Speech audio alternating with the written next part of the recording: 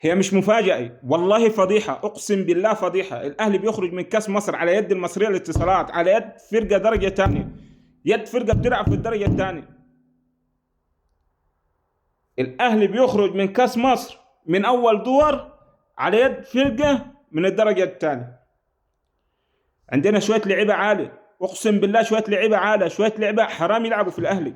حرام، حرام، حتى لو كانوا هم الدكة حرام يبقوا دكة اصلا. ايه اللي احنا فيه ده؟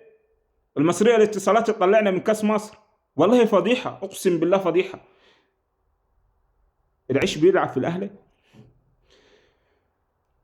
عمر كمال، يا ابني روح غني مهرجانات بالله عليك، ابعد عن الكوره، سيب الكوره، والله الكوره مش كارك، اقسم بالله الكوره مش كارك، شوف لك حاجه اعملها غير الكوره. كوكا، كل ما يجي له عرض يقول لك الاهلي بيرفض. يا عم خليه يغور في 60,000 داهيه، خليه يغور عن النادي.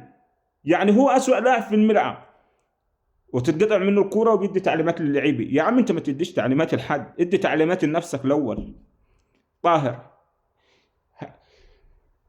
ده اللي هيشيلني، ده هيموت لي بجلطه دي. طاهر، ابوس على يدك يا شيخ، شوف لك نادي، شوف لك نادي. يعني انت بتطرد في ماتش باللعب المصريه اتصالات، بتطرد في ماتش زي كده. يعني انت بتطرد في ماتش بنلعبوا فيه فرقه من الدرجه الثانيه. اقسم بالله عندنا لعيبه عالة على الدوري المصري، مش على الاهلي، عالة على الدوري المصري، دول حرام يلعبوا كوره، والله والله حرام يلعبوا كوره. ايه اللي حصل ده؟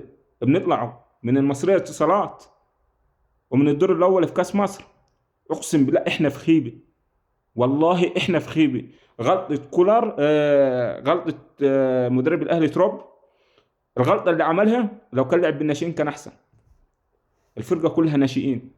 يا راجل ده انت لعبت ماتش غزل المحله انضف 100 مره من مباراه زي دي وبالناشئين.